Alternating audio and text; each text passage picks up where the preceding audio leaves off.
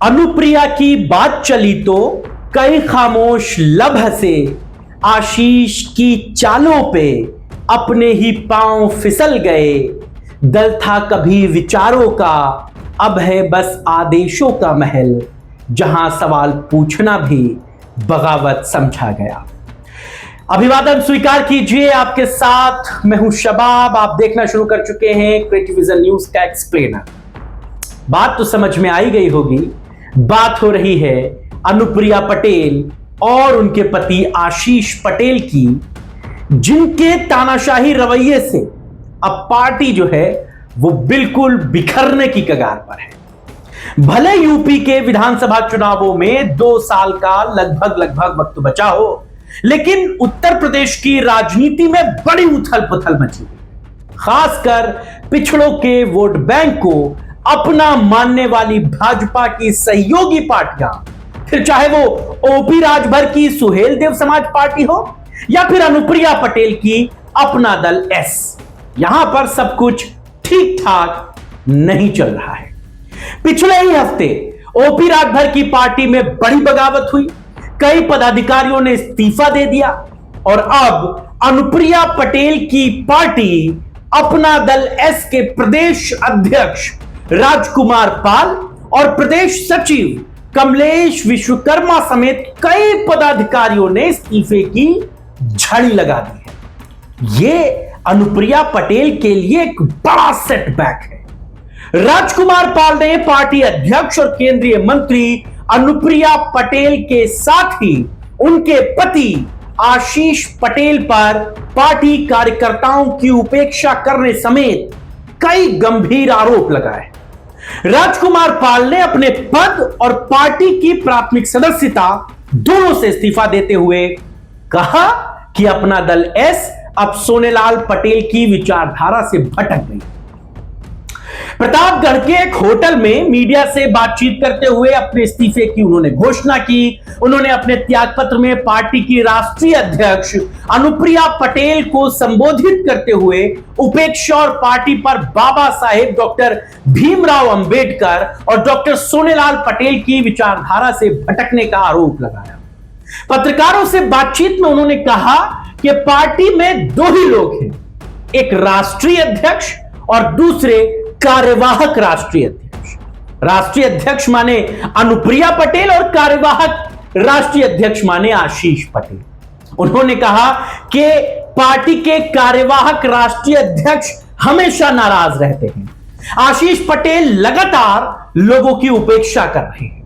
उन्होंने कहा कि मैं खुद लगातार पार्टी को मजबूत करने का काम कर रहा हूं, लेकिन कार्यवाहक राष्ट्रीय अध्यक्ष लगातार हस्तक्षेप कर रहे हैं। नतीजा यह हो रहा है कि अपने ही कार्यकर्ताओं की समस्याओं का समाधान नहीं हो पा रहा। ऐसे में अब पद छोड़ने के अलावा कोई और विकल्प नहीं बचता है। वो कहते हैं कि हमने इस बात की शिकायत अनुप्रिया पटेल तक से की, लेकिन मामला उनके पति का है, उनकी पार्टी के कार्यकारी राष्ट्रीय अध्यक्ष का है, लिहाजा वहां फैसला ले भी कौन और क्यों ले। उन्होंने कहा कि आज मेरे साथ प्रदेश सचिव कमलेश विश्वकर्मा, अल्पसंख्यक मंच के प्रदेश सचिव मोहम्मद फहीम और जिला महासचिव बीएल पासी ने भी इस्तीफा दे दिया है। यह अपने आप बहुत बड़ी बात है कि जिस तरह अनुप्रिया पटेल की पार्टी में इस्तीफे हुए हैं, पार्टी के आला अधिकारियों के इस्तीफे हुए हैं, बड़े पदों पर बैठे हुए इस्तीफे हुए हैं, ये पार्टी के लिए चुनावों से पहले बड़ा झटका है। आपको बताते चले कि इससे पहले भी बाराबंकी में पूरी की पूरी जिला कमेटी ने इस्तीफा दे दिया था। मऊ में जिला अध्यक्ष ने भी इस्तीफा दे दिया था और प्रतापगढ़ में कुछ दिनों पहले भी कई पदाधिकारियों ने इस्तीफा दिया था। उन्होंने कहा कि मैं यानी कि राजकुमार पाल प्रदेश अध्यक्ष कहते हैं कि मैंने कई बार लोगों को मना किया कि पार्टी मत छोड़ें। राजकुमार पाल कहते हैं कि जो काम मैं पहले दूसरों के लिए कर रहा था, बाद में मुझे एहसास हुआ कि वो जो कर रहे थे वो सही कर रहे। अब अनुप्रिया पटेल की पार्टी यानी कि अपना दल एस कई आंतरिक संकटों का सामना कर रही है और इससे पार्टी की राजनीतिक स्थिति साफ तौर से कमजोर होती नजर आ रही। ऐसा नहीं है कि प्रदेश अध्यक्ष या उनके साथ पार्टी के लोगों ने चीजों को छोड़ा तो पार्टी हिलने लगी। आपको हम बताते हैं कि प्रदेश अध्यक्ष से पहले भी पार्टी में कितनी बगावतें हुई और कैसे लोगों ने पार्टी को छोड़ा है। इनमें सबसे बड़ा नाम था हेमंत चौधरी का। साल 2023 में वरिष्ठ नेता हेमंत चौधरी ने पार्टी नेतृत्व पर कार्यकर्ताओं की उपेक्षा और टिकट वितरण में अनियमितताओं का आरोप लगाते हुए पार्टी से अलग होकर राष्ट्रीय जनक्रांति पार्टी का गठन किया।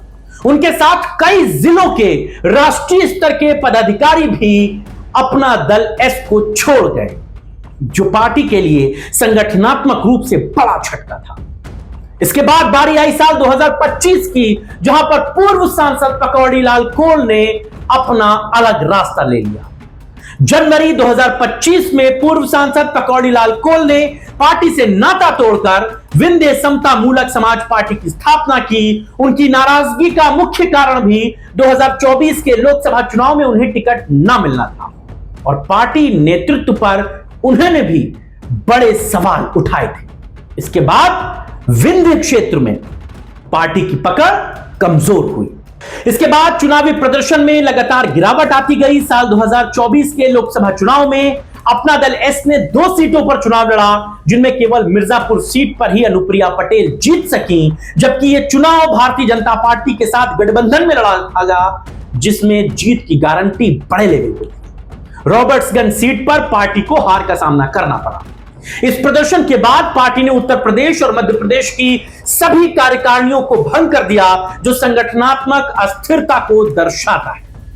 यह बात और यह घटनाएं पार्टी की छवि और संगठनात्मक ढांचे पर नकारात्मक असर छोड़ रही थी। पूर्वी उत्तर प्रदेश और विंध्य क्षेत्र में पार्टी की पकड़ कमजोर हुई और इन्हीं दोनों क्षेत्र में ही पार्टी का वजूद भी था। अपना दल इसको पश्चिम में कोई नहीं जानता, लेकिन पूरब में पूर्वी उत्तर प्रदेश और विंध्य क्षेत्र में पार्टी की ठीक ठाक पकड़ है, जिसे सोनेलाल पटेल ने बनाया था। और आगामी चुनावों में पार्टियों को कई तरीके की चुनौतियों का सामना करना पड़ेगा। इसके अलावा पार्टी के भीतर असंतोष और बगावत की घटनाएं नेतृत्व पर लगातार सवाल उठा रही हैं, जो पार्टी की दीर्घकालिक स्थिरता के लिए भी एक बड़ा चिंताजनक सवाल है। और अगर पार्टी ने समय रहते इन आंतरिक मतभेदों को सुलझाने की और संगठन को पुनर्गठित करने की कोई कोशिश नहीं की, तो आने वाले चुनाव में एक बड़ा हार का सामना और एक बड़े झटके का उन्हें सामना करना पड़ेगा। अनुप्रिया पटेल के नेतृत्व वाली अपना दल एस ने उत्तर प्रदेश के विधानसभा और लोकसभा चुनावों में अपना प्रदर्शन किया है। कई विधायक भी उसके हैं। अब बात अनुप्रिया पटेल की पार्टी में जीते हुए विधायकों की, तो साल 2012 में अनुप्रिया पटेल ने वाराणसी की रोहनिया सीट से विधायक के रूप में अपनी जीत दर्ज की और उत्तर प्रदेश की राजनीति में अपना वजूद तलाशा। साल 2017 में अपना दल एस ने भाजपा के साथ गठबंधन किया, उत्तर प्रदेश में 11 सीटों पर चुनाव लड़ा और 9 सीटों पर उसे जीत मिली। बात साल 2022 की आई, 17 सीटों पर पार्टी ने भाजपा के साथ गठबंधन में चुनाव लड़ा और उसे 12 सीटों पर जीत हासिल हुई। यह उत्तर प्रदेश में उसकी सबसे बड़ी जीत थी और इसके बाद वो उत्तर प्रदेश में तीसरी सबसे बड़ी पार्टी बन गई। प्रदेश की तीसरे नंबर की सबसे बड़ी पार्टी में इतनी बगावत आखिरकार कैसे? 12, 22 और 2022 के उत्तर प्रदेश के विधायकों की अगर संख्या को मैं जोड़ लूं तो कुल 22 विधायक उत्तर प्रदेश में उनके चुने गए। अपना दल, खासकर अपना दल एस अनुप्रिया पटेल की पार्टी को मिलने वाले वोटों में भी जातिगत आधार बहुत ज्यादा दिखता है। हालांकि अगर जीते गए विधायक और उनके विधानसभा क्षेत्रों को मोटे मोटे तौर पर बताया जाए तो अपना दल एस को जो जातिगत रूप से वोट बैंक मिलता है, अब उसे मैं आपको समझाने की कोशिश करता हूं कि किस तरह अपना दल एस का जातिगत समीकरण बैठता है। अपना दल एस को सबसे ज्यादा कुर्मी समुदाय वोट करता है, जिनकी तादाद 40 से 60% की होती है। तो अपना दल एस का मुख्य आधार कुर्मी जाति ही है, जो ओबीसी वर्ग में आती है। कुर्मी मतदाता खासतौर से पूर्वी उत्तर प्रदेश जैसे मिर्जापुर हो गया, प्रतापगढ़ हो गया, कौशांबी हो गया, भदोही हो गया, यहां पर पार्टी को अपना समर्थन देते हैं और इन्हीं इलाकों में पार्टी मजबूत भी है। इसके बाद ओबीसी वर्ग आता है, जिनमें अपना दल को तकरीबन 10 से 20% वोट मिलता है, यानी कि कुर्मी वोटों के अलावा ओबीसी जातियों में लोध, मौर्य, निषाद और अल्पसंख्यक समाज मुख्य रूप से ओबीसी वर्ग में वोट देते हैं अपना दल एस को। इसके बाद सामान्य वर्ग जो है वो भी थोड़ा मोड़ा 5 से 10% जो है वो वोट अपना दल को देता है। ब्राह्मण और क्षत्रिय भी सामान्य वर्ग के वोट पार्टी को देते हैं, मिलते हैं, और वो भी तब मिलते हैं जब वो भाजपा के साथ गठबंधन में चुनाव लड़ती है। इसका बड़ा फायदा उसको मिलता है। अगड़ी जातियों का भी वोट उन सीटों पर मिलता है जहां भाजपा अपने प्रत्याशी नहीं उतारती। दलित और मुसलमान का कॉम्बिनेशन जो है वो अपना दल के पास थोड़ा कम है, 5% के आसपास उसके पास वोट बैंक है। इन्हीं वोट बैंक और इन्हीं के झुकाव से आमतौर पर बसपा, सपा या कांग्रेस जो होती है वो अपना जनाधार बढ़ाती है, और अपना दल को दलितों का और मुसलमानों का वोट जो है वो बहुत सीमित मिलता है। हालांकि इस बार के जो उनके विधायक हैं उनमें एक मुस्लिम विधायक भी शामिल है। तो अब ऐसे में अनुप्रिया पटेल के लिए बड़ी मुश्किलें हैं, क्योंकि उनके ऊपर राजनीतिक संकट है, पहली बात। दूसरी बात, उनके पति आशीष पटेल पर बड़े गंभीर आरोप पार्टी के भीतर ही लग रहे हैं। उनकी पार्टी से छोड़कर जाने वाले लोग उनके पति को पहला टारगेट करते हैं। जैसा प्रदेश अध्यक्ष ने भी कहा, राजकुमार पाल ने भी कहा कि उनके पास अगर कोई काम लेकर जाओ, पहली बात वो हमेशा चिढ़े बैठे रहते हैं, हमेशा गुस्से में बात करते हैं। पार्टी के कार्यकर्ताओं का काम नहीं होता। अगर पार्टी के कार्यकर्ताओं का काम कार्यकारी राष्ट्रीय अध्यक्ष, कैबिनेट मिनिस्टर नहीं करेंगे तो फिर कौन करेगा? आपको कार्यकर्ताओं ने जिताकर भेजा है तो क्यों जिताकर भेजा है? आप सीधे मुंह बात नहीं करते, आप अपने फैसलों को जबरदस्ती थोपते हैं। इस तरीके की चीजों को लेकर लोग पार्टी छोड़कर जा रहे हैं और शिकायतें कर रहे हैं। अब सोनेलाल पटेल के वजूद से शुरू हुई ये पॉलिटिकल पार्टी, अनुप्रिया पटेल जिसकी राष्ट्रीय अध्यक्ष हैं, कैबिनेट में, सेंटर में मिनिस्टर हैं, वो कैसे इन चीजों से पूर पाती हैं, कैसे इन तमाम चीजों को दूर कर पाती हैं, इस पर सबकी निगाह है। लेकिन खबरें ये हैं कि राजकुमार पाल प्रदेश अध्यक्ष, जिन्होंने पार्टी छोड़ी है, और उनके साथ जो लोग छोड़े हैं, अब वो समाजवादी पार्टी में अपना रुख कर सकते हैं। और इसके पीछे, इस पूरे तिकड़म के पीछे चाचा शिवपाल का भी नाम लिया जा रहा है। कहा जा रहा है कि पूरब में जो चाचा का मिशन पूर्वांचल चल रहा है और राजकुमार पाल ने जो पार्टी छोड़ी है, उसके पीछे चाचा का भरोसा है। चाचा ने उन्हें भरोसा दिलाया है। हालांकि राजकुमार पाल का भी अपना राजनीतिक वजूद रहा है, वो विधायक रहे हैं और बड़ा उनका राजनीतिक रसूख पूरब में दिखता है, खासतौर से प्रतापगढ़ से मिर्जापुर तक। अब ऐसे में वो समाजवादी पार्टी में कब आते हैं और किस तरीके से उनके लिए चीजें बनती हैं, इसका इंतजार रहेगा। लेकिन 99.99% वो सपा ज्वाइन करने जा रहे हैं और अगले 1-2 दिन में अखिलेश यादव प्रेस कॉन्फ्रेंस करके उनको पार्टी में ज्वाइन कराएंगे। यानी कि चाचा का मिशन पूरब जो है वो बहुत तेजी के साथ चल रहा है। ओम प्रकाश राजभर की भी पार्टी में बड़ी बगावत हुई, अब बारी अनुप्रिया पटेल की है और चाचा इस मिशन में सक्सेसफुली लगे हुए हैं, लगातार पार्टी के लिए काम कर रहे हैं और राजनीतिक तौर पर समाजवादी पार्टी को मजबूत दशा और दिशा दोनों दे रहे हैं।